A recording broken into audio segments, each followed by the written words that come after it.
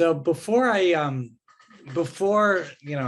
jump into everybody else's questions, I thought I would just start with all of us, because we've all been listeners. We all came into today's sessions with our own thinking about the subject, and I'd just be interested, as people who are listening and participating, how did what you heard today, what you've been thinking about today, change your approaches to the subject? So I'm going to actually have you do something like classic pedagogy. I'm going to steal something from my colleagues at Project Zero's Project Zero. They're at the Graduate School of Education at Harvard. So they do a thinking routine, and one of their thinking routines is called Connect, Extend, Challenge. So what I'm going to ask all of the panelists is to think about, how did what you hear today, how did it connect to your thinking about this subject? How did it extend your thinking about the subject? And maybe a little bit about how did it challenge the way you think about this subject? And I would ask participants to join in the chat and do the same thing. Just label us if it's a connect, extend, or challenge. So let me go alphabetically, and let me start with you, Alaisa. So connect, exchange, and challenge, right? Extend. So I connected with Jalene when she said the importance of prioritizing relationships. I think that a teacher, she said that teacher is just as much as a learning. I took good notes. A learning, and it's a bi-directional approach. That's the essence of critical pedagogy. And so that is that's what I learned. Second one is extend, right? Yeah. That prepared me for my presentation, because I thought about me, what can I learn from the participants, from the feedback that I would be hearing here today? So it set me on the mood. And what is the third one again, Adam? Challenge.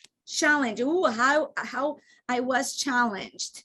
So I was a little bit challenged by Jessica Lander to speak about my story. I wasn't so sure if that I could do, because you open yourself up completely, and there are some you can always receive some negative feedback. So that's what spoke to me today. So the bravery of having, if you start to put yourself out there, right? That yes, absolutely. So Anthony. I think for myself, I know, being a professor, I often find myself either collecting data, interacting with my students, talking with other professors, scholars, researchers, policymakers, and even when I go into schools, I'll often collect data and interview and focus groups with teachers. But I also am reminded by this conference, and even in my work, I try to include the voices of youth in everything that we do. But I think it's a very multifaceted phenomenon of trying to think about how to better integrate, but also serve the children of immigrants in education. And that's teachers, that's social workers, that's everyone within the school, and everyone within that school, as well as I'm reminded, comes with a particular perspective and history that they're bringing into this context, right? And in terms of their relationships with students, but also how they're entering either with a breadth or scarcity of background or history or understanding of how to think about this specifically around immigration and education. So, I mean, for me, I'm reminded by this conference, and thinking about, again, how this is something that we are all faced with. And it's not just even within schools, right? I mean, this is something that extends beyond schools, and what other people are talked about, as well as like the rhetoric, but also the cultural and social aspects of what it is that's entering the schools with these kids, with all kids. Thanks, Anthony. Thanks for the question too. Yeah, so for me, I think one of the things that really, resonated with me, but also just pushed my thinking a bit, came from Alaisa. I'm sorry, I don't want to mispronounce your name. Can you, Alaisa? Alaisa. Okay. Thank you. Your discussion around how how you identify racially is different here or understood differently here in the United States than it was in Brazil. And it got me thinking about many of our immigrant students, and in particular, our Black immigrant students who may have an understanding that they are Black, but it takes on a whole new meaning when they immigrate to the United States. And I don't think that that's something that's on the radar of many of our educators here in the US either. There is a definite kind of shift in understanding about the self and how you fit into society, and race becomes in many cases a much more salient issue and a much more salient part of the identity when you're in the United States, as opposed to when you are in other countries where it may be the distinctions may be more, have more connections to like skin tone or colors or different ways of classifying people by how light or dark they are in some, and where they fall on a spectrum. So that's kind of what I'm thinking a bit about right now. I mean, your point is really important one. I mean, school, the way that we record data, I hate to do this, but because it's an annoying to go back to the bureaucracy, school bureaucracies, but right, the way that we record data about our students leaves a lot of immigrant kids and identities invisible. So for example, if you look at school climate surveys, we'll ask about different ethnic groups, but not immigration history, right? So that if you'll be Latino, right? And most of them you ask Hispanic. But when you answer that question, nobody knows how many generations your family's been in that country. When you answer Black, nobody's asking if you're an immigrant or not, right? Asian, the same thing. Instead, the category we keep is English language learners, right? Which is a subset of these larger categories. And so it strikes me that we have a lot of work to do, both systemically, but also on an individual level, making sure that we understand kids' identities. I just throw out some statistics because I think this is kind of amazing, actually. People don't think of it this way, but 77% of Asian American Pacific Islander youth are first or second generation. Right? If you look at that, that's true for 51% of the Latino population, right? But we become racialized in the context of the United States, and these racial ideas are evolving and evolving and evolving. So I think there's a little bit of a shared vision among this group of where we would like to go in terms of what we would like to see happen. What do you see, and this is for any of you to jump in, what do you see as the biggest roadblocks to getting there? I think it's our piggyback on what you were just saying. I think that it is our lack of awareness of our racial identity and of the racial identity of others. Again, I don't think that we pay attention to that enough. I think it is a huge problem is, of course, connected to our history of looking at of Americans, at least looking at the world in purely like black and white terms, and not really understanding the nuances. And, we've developed a system or systems around that understanding of the world. And we, attempt to put people into boxes. And again, it gets back to the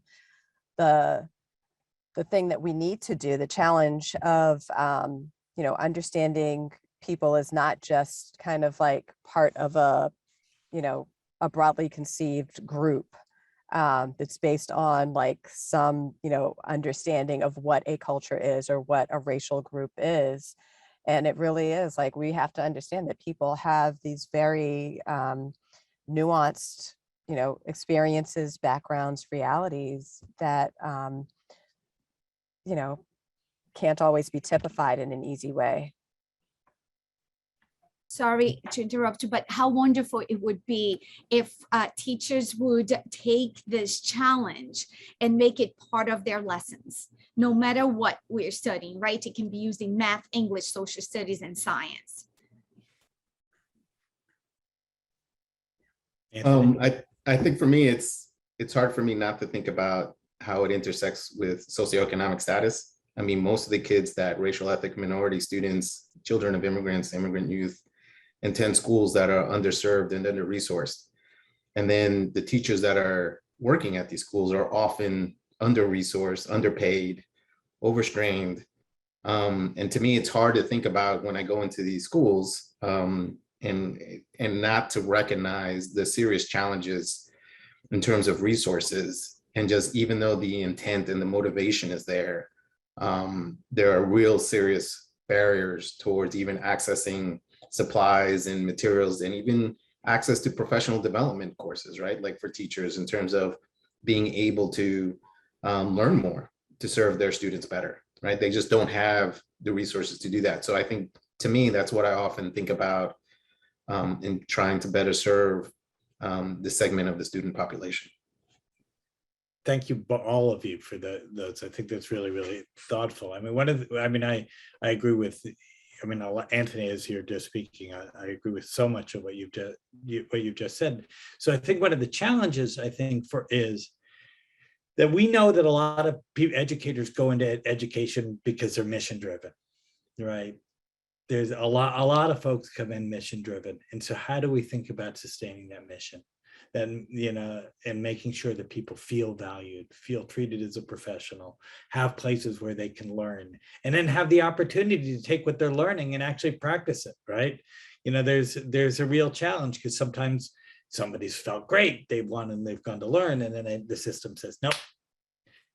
And they hit that wall. So how do we find ways where educators can really feel valued and sustained? I would say that one of the things that Reimagining Migration has been thinking a lot about is, the kind of the next level up is from, what is it that we can control a little bit in our classroom? So I want to offer 5 things that I think that are essential, and I think they overlap a lot of what we've said. So number 1, it's where Jalene has been all morning and afternoon. We need to build trusting relationships with our students, and that means we need to know them as people, not just learners.